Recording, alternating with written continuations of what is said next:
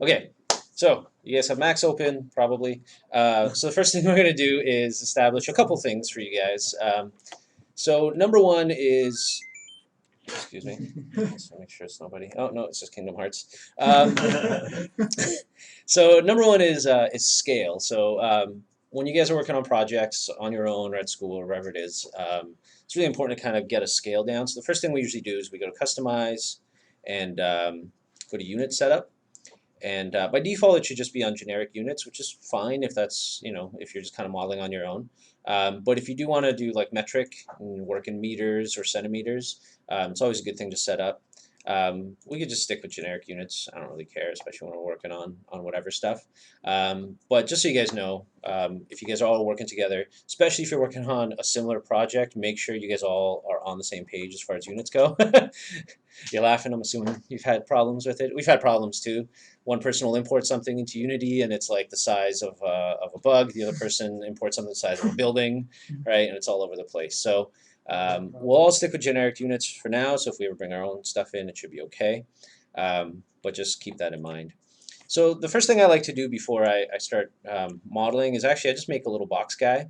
So if you just make a cube, and if you select the cube and go to the modify panel, I like to set up his height and all that as like a person, right? So I think generic units are like 1 foot. Let me just double check here. And of course, or how many meters is this? Yeah, so if we do like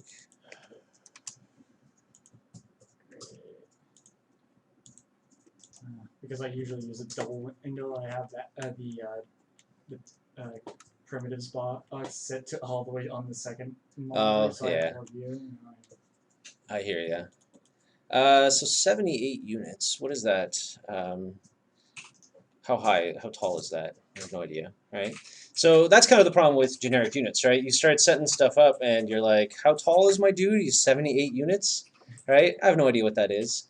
And if you go to customize unit setup and we switch it to something like metric and centimeters, I can set up my dude as what's like 5 foot something, 180. Yeah, 180 is 5'10". Right, so that's 5'10". Oops, that's 80. That's a little guy. It's like a child.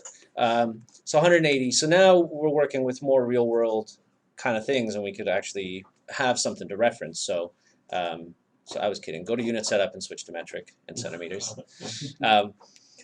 So generic units are fine and they're cool. They work okay with like Unity and stuff like that, but it really sucks when you're trying to compare things to the real world. And when you try and tell someone like, oh, how tall is a car? Well, a car is however many generic units. So when you start working in centimeters and things like that, they're really nice because you can actually have something to compare to. It all depends what you like using. You can use meters or whatever. So I like to set up a little guy. This is my skinny little dude. So that way, when I'm making walls and doors and things like that, I have something to scale to. And when you guys are making scenes for your portfolio, whether it's a little scene or just like a little pedestal with a couple things, scale is so important for people looking at your portfolio. It's crazy. Um, I remember when I was looking at portfolios for people, like back at Silicon Knights and even now at work. Sometimes you'll look at something and you're like, that just feels stupid, right? It doesn't matter how well each individual thing is modeled. If doorways and desk heights and things like that just they don't fit. You just look at it and you're like, this person doesn't have a good eye for like how something makes sense, how a world actually works. So make sure you always have a reference, dude. Understand how big doors are, how if you're going to make a doorway, am I going to make a doorway that's right to his head? Probably not, right? If the guy's 5'10", you're probably going to make a door that's a little bit bigger. You could look it up and find out how big doors are. Obviously, if you're making games, you got to exaggerate things and stuff too. But when you're just making scenes and stuff, try and make sure that your stuff is kind of well established. So make your little dudes. You guys all got a little dude going on. Cool. So today we're going to be making floaters. So I mean, we don't really even need a little guy, but just kind of wanted to go over a bit of a setup. And what I like to do a lot of times as well is once I have this little guy, I'll just save my Max file. Documents.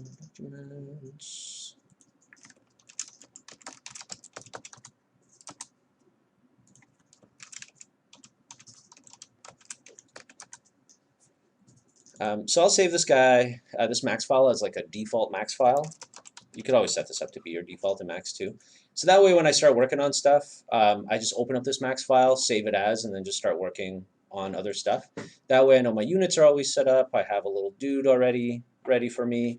If there's other stuff you need for a scene, then you could have it in here too. So I like doing that, just a personal preference. So we're going to work on some floaters today. So I'm going to call this guy floaters01.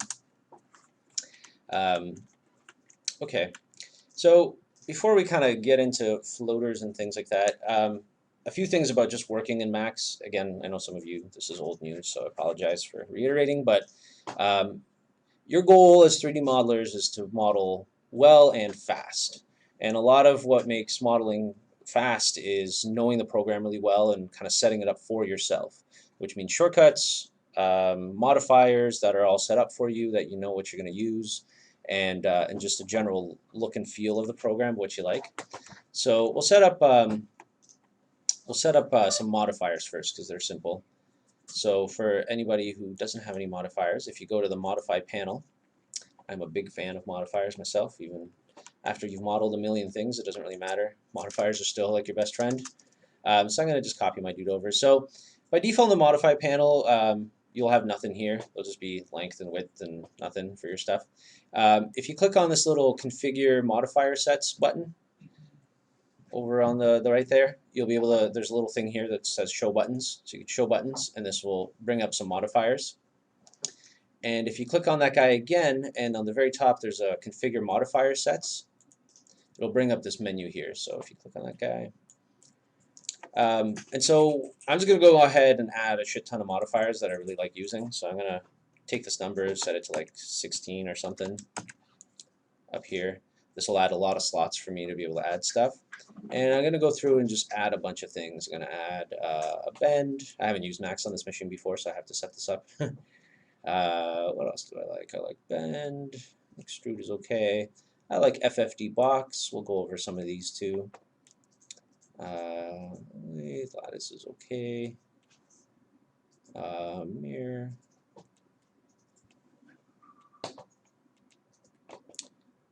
Big fan of push.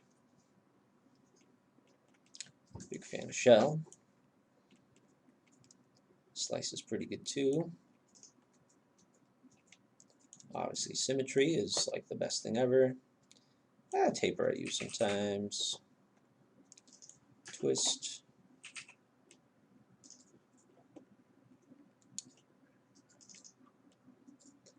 Skin for rigging, we won't really use that now, but always good to have. Normal. Oh, your machine's turning on.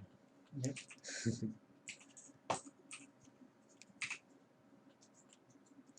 Spherify is funny if I'm feeling sad.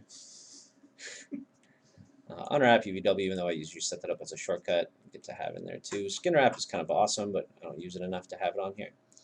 And I feel like I'm missing something, but we'll keep that there for now. 16 might be a lot. Yeah.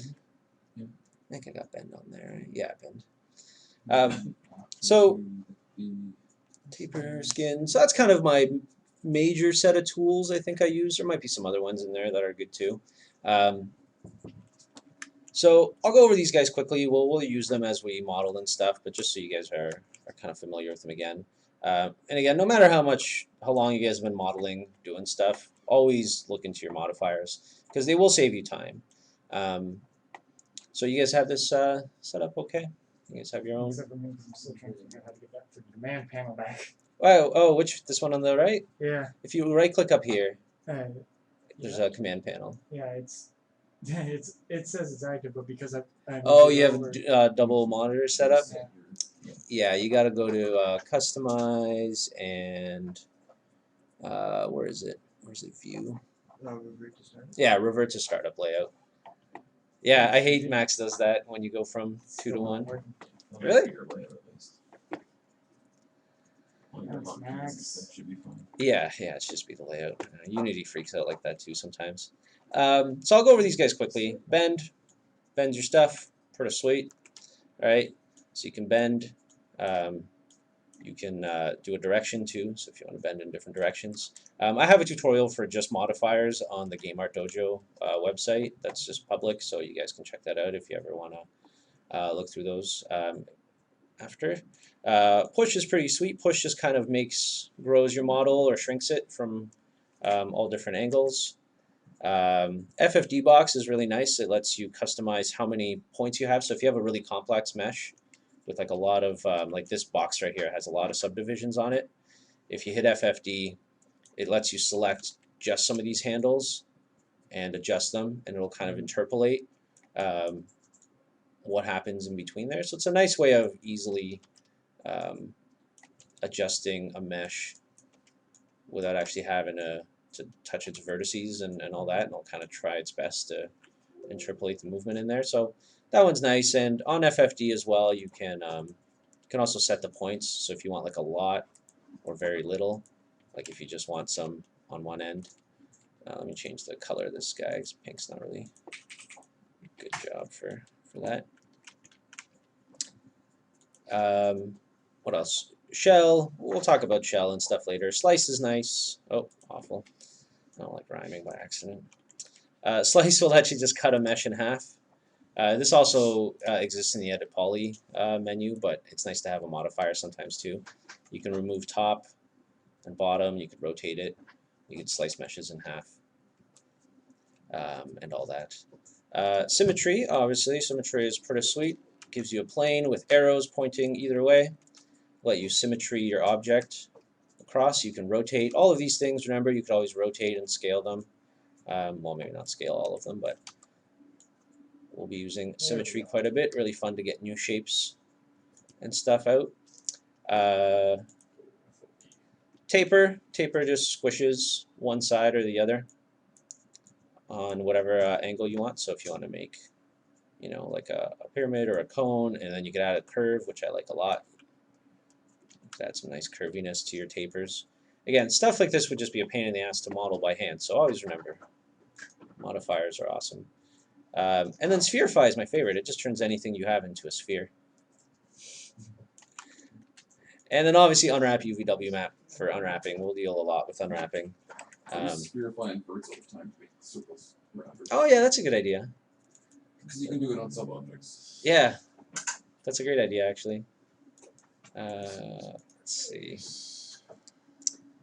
Nope.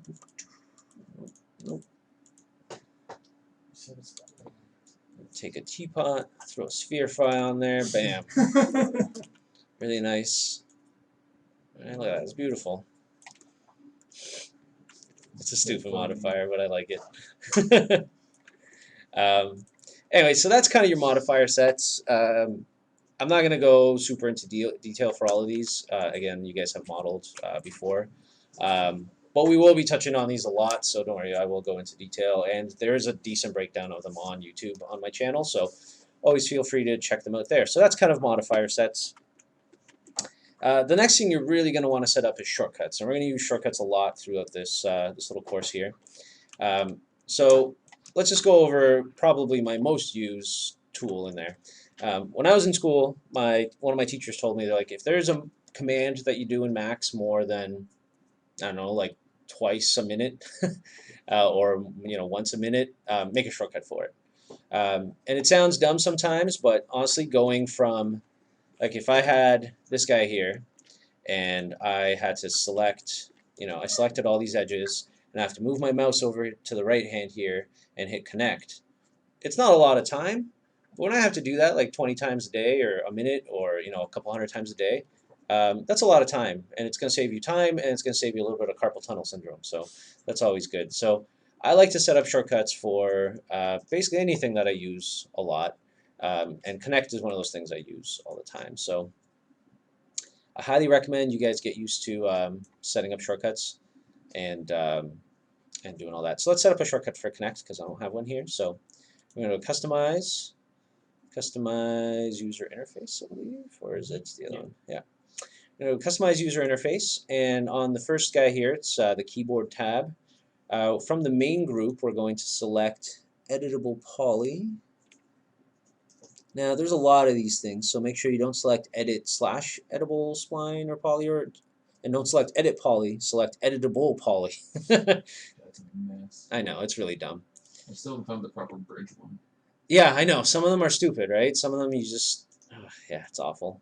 So bridge is in here. I don't know if that one will work, but so One in activates the button, and then will one open the context box, but Yeah. one won't just bridge. it's the worst, I eh? don't know where it is, what it's under. So under editable poly, there is already one for connect. It's Shift Control something or other. You can always Shift Control E. That's far too many buttons for me. I can't do that. So if you select connect and go to the hotkey and just pick something that you like using. What do I use? I just forget which one I use. I think I use bracket there. Oh no, I think I just use C. That's what it is. C, because then yeah, nothing exists. You can't have this pain in the ass. Yeah. So if you just hit C, you can click assign, and it'll assign that button there. It'll also still keep your old shortcut there if you have one, so you could always do remove, like all of them, and then just set up one if you want. So we'll just start up with just connect, that's all. The one nice thing about this menu is once you do have a shortcut set up, if you guys are going between classes or studios or whatever, you can always, on the bottom here, click the save button, and you'll save out a little, max start UI. And you can just take that little file with you on a USB, bring it over to a new studio, load it up, and you'll have all your shortcuts ready to go. You won't have to set them up.